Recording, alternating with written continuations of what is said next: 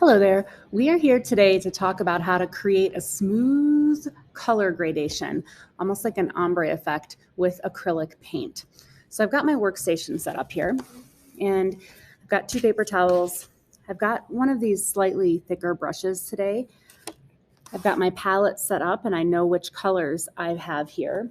And the way that I chose my colors was by looking at my color grid to see which colors I liked when I mixed them. And then I chose colors that I knew would get a good result when I mixed them on my gradation. I've also got my brush basin set up over here, and you can see I've got the barrier. On one side of the barrier where the brushes are positioned and sitting, I've got clean water, and on this side over here I've got dirty water so that I can clean my brush. One little difference today between previous days is that I've actually got my paper taped down with masking tape, and that's going to allow me to sort of use both hands and brush without trying to hold the paper, which is convenient. So my first step is going to be just to wet my brush. Right now it's like dripping wet, so I'm actually going to just sop up some of this extra water because I want my brush to be damp, but not wet. So now I'm getting that effect where my brush isn't like sopping.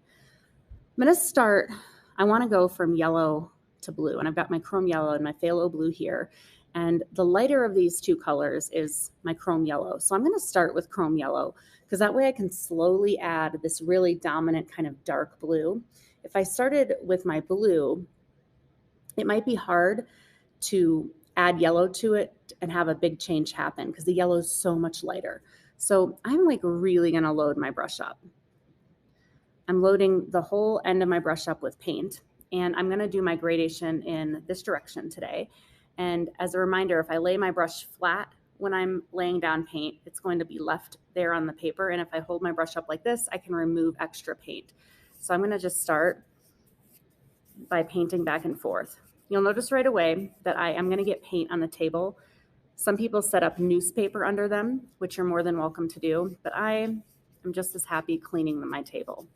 So I'm going back and forth, and I'm laying paint down, and I'm dragging it down the paper.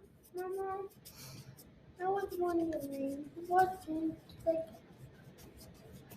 Okay, once I got about half my paper covered, I'm just gonna remove the excess paint by continuing down. This yellow down here is not gonna contaminate the blue because the blue is gonna be so much darker, and you'll see right away what happens. So I've loaded my brush with some blue, and I'm gonna go down a little bit farther than I ultimately want the blue to start. I want it to start about up here. And I'm going to go up to that point, and then I'm going to go back down. And if you notice, when I'm going back and forth, I am laying the brush pretty flat like this to leave the paint on the paper. If I dragged this up here now, this color would contaminate my yellow up here. So I'm doing all my work down here. If I ever lift my brush up, I don't ever lay it back down in a different spot. I always, like, let's say I need to get a little more blue, I always come back to that same spot. And I'm just going up and down. And I'm going to add like kind of a lot of blue here now at the bottom.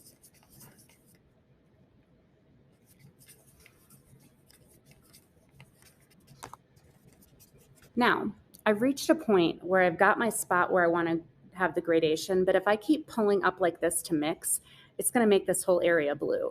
My brush is very dirty right now, so I'm going to stop and I'm going to clean my brush on the wash basin side.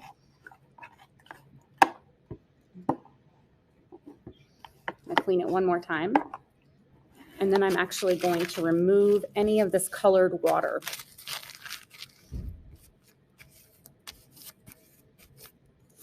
Now I am going to take some yellow, and I'm actually going to take some white because I don't know if you've ever seen the ocean or seen pictures of the ocean where you can kind of see like the seagrass popping through in certain parts of the ocean. Well, I want to add some white so I can get that effect.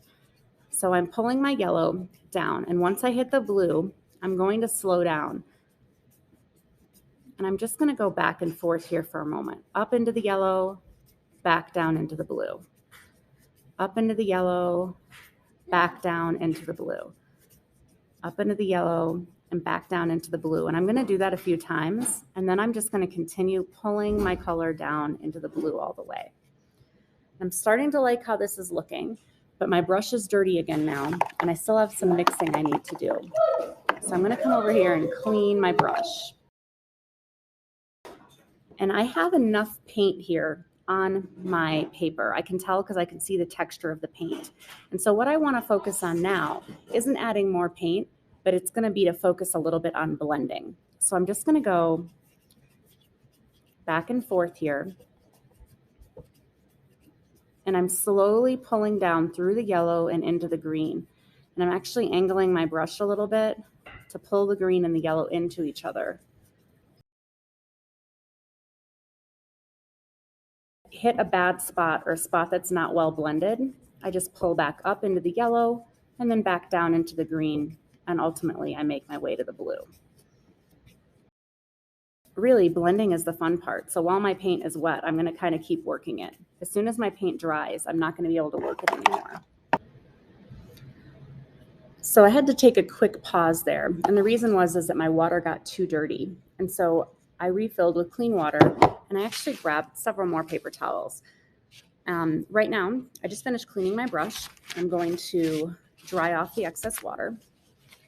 And my painting is looking good right now, but it does not look finished. I can still see kind of an abrupt change in a few spots here between the yellow and the green. And I want it to be like completely smooth. So I'm going to get my brush a little drier. And I'm going to go over this one more time to try to blend it.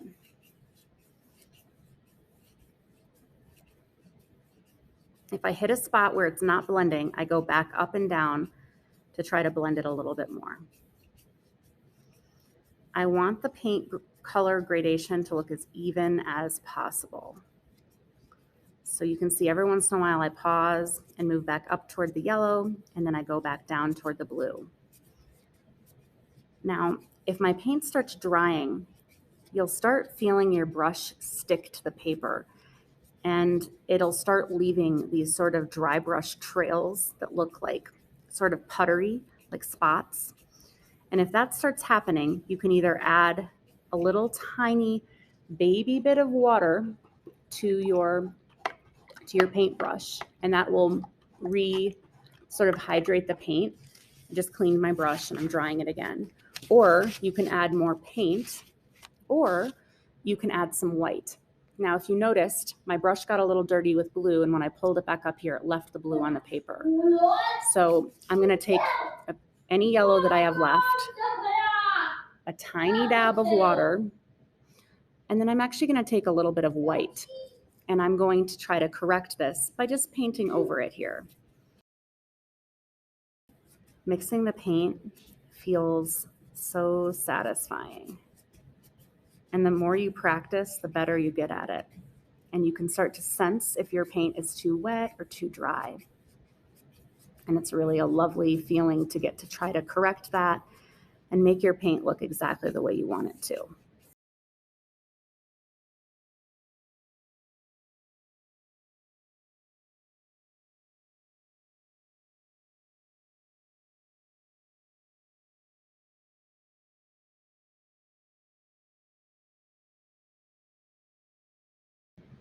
All right, so here is my result. I'm going smooth from yellow down to blue. I did get this little green area up here. I don't love it, but that's okay. I think that if I were to put my quote like here in this area, I could actually cut that off. So if you have a mistake somewhere on your paper, don't let it be like a project ender. It's not really that big of a deal. There's always a way to fix everything in art. Now, I do have a mess on my table.